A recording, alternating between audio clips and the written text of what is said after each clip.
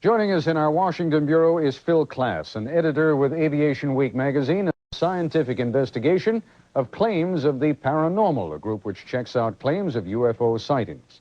Also here in Washington is Stanton Friedman, a physicist who's been involved in nuclear space and research for such companies as General Electric, Westinghouse, and General Motors. He has studied and lectured on UFOs for almost 30 years and is in Washington this week taking part in the International Symposium of the Mutual UFO Network.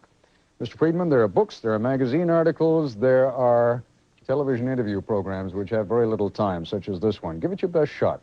If you are seeking to convince the skeptical, what do you point to?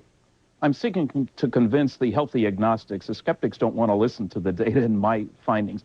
I point to the 2,400 plus landing trenches in the environment collected from 65. The 3,200 cases in Project Blue Book Special Report 14, 20% of which couldn't be explained and are all the characteristics we attribute to flying saucers. I point to the 3,500 pilot sightings collected by a NASA scientist on the West Coast.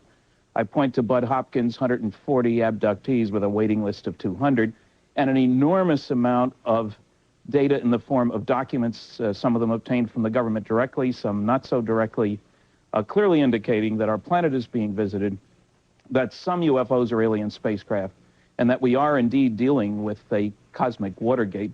For example, I also point to the 92 different witnesses that William Moore and I have talked to about the Roswell incident that was described briefly in the early piece on the program. I'll tell you what, let me make it a little tougher for you. Instead of all these pieces of evidence to which you're referring, refer to one concrete, substantive, visible piece of evidence that exists somewhere, something that we can look at, touch, feel.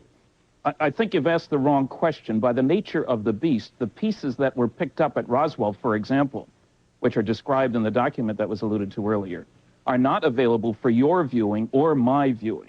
They clearly are top secret, eyes only, something above that. Understand, but for example, the abductees, and you say there are how many of them now? 100 and... There are over 120 of those. Now, none of them has come back with anything except memories. That seems to be the case. They also come back with descriptions of writing. 5 of those looked at independently. None of those had any way of knowing what the other people had drawn from what they claimed to have seen. So we have duplication that seems to pass any notion of randomness that would be attributable to phony stories, if you will. Mr. Klass, what about the, all right, 5 people who come back make approximate sketches of something that they claim to have seen? Presumably they have not had contact with one another? I don't know.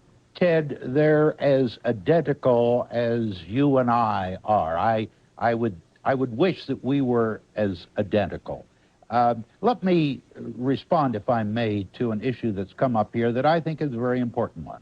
These alleged top-secret, eyes-only documents provide ABC, provide the nation, an opportunity to find out for themselves firsthand what sort of nonsense the UFO proponents are spouting.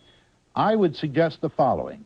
If ABC thinks there's even 1%, even a 1% chance that those documents are authentic, launch an all-out effort. Go to the president of ABC, ask for 50 of your best investigative journalists, and within a month come back and report either these documents are authentic, we have captured a flying saucer, the government has maintained a cover-up for 40 years, or come back and report it's nonsense and there has never been so great a con job done against the news media and the public as has been perpetrated with the release of these phony documents. Mr. Klass, on the one hand, you know, you've been a journalist for a long time yourself, that it's not quite as easy as that, but on the other hand, I would take part of what you have said and pose this question to Mr. Friedman.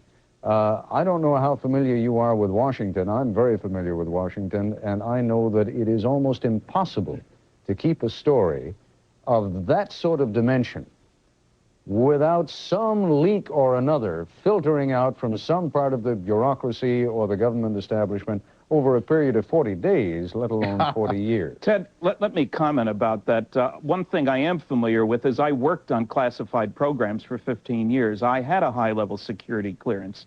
And essentially everybody I've talked to who also has had high-level security clearances agrees fully with the notion that secrets are being kept, that there are dozens, if not hundreds, of so-called black programs. Impressed with Washington's efforts with regards to UFOs, but let's face it, there have been loads of leaks.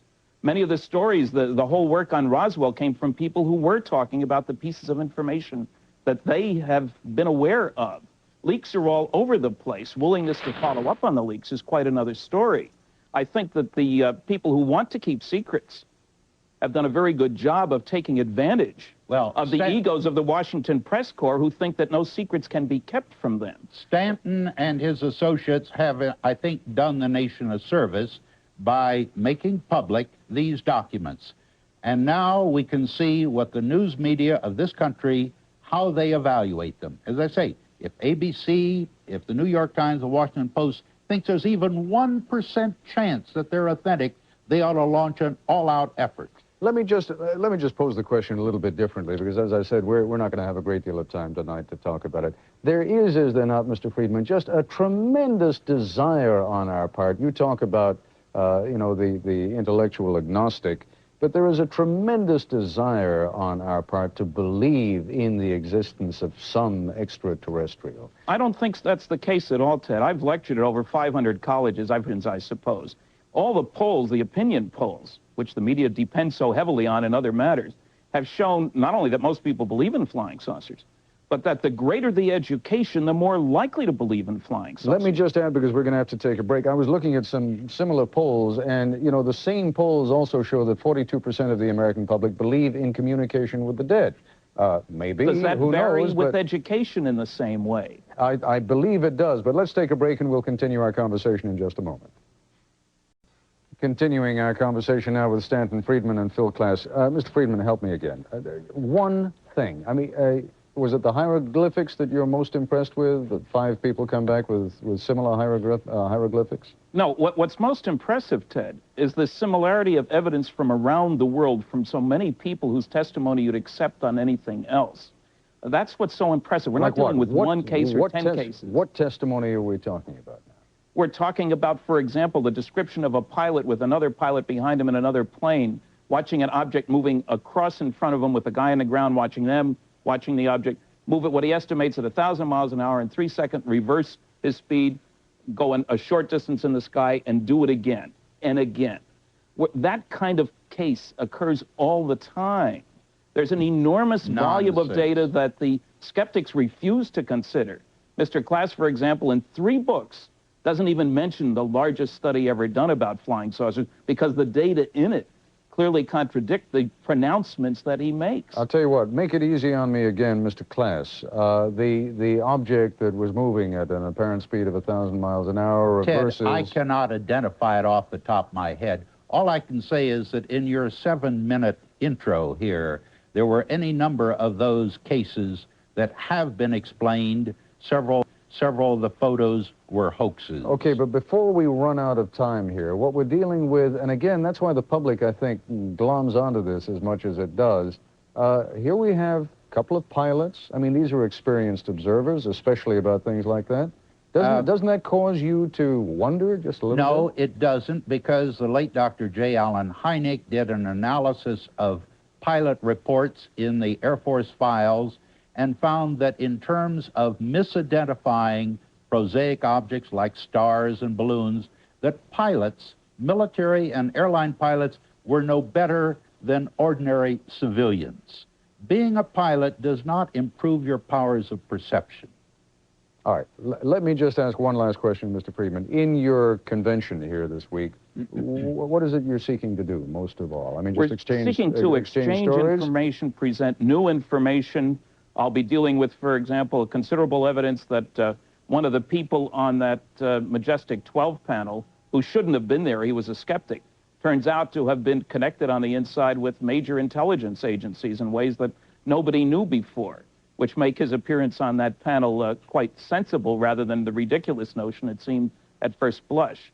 We'll be covering the latest word from around the world on sightings and on abductions in particular, and looking at the scientific evidence dealing with flying saucers, and there's a great deal of it. All right, before we drop the subject altogether, and we're going over a couple of minutes, Mr. Klass, just tell me about abductions. I mean, of all the things that are being discussed here, those really seem the most bizarre, don't they? Well, Ted, I'm writing a book on this subject. It's already two-thirds the way through. It'll be completed shortly, be published early next year. Just give me the conclusions, The if you would. conclusion is, to quote President FDR, we have nothing to fear but fear itself.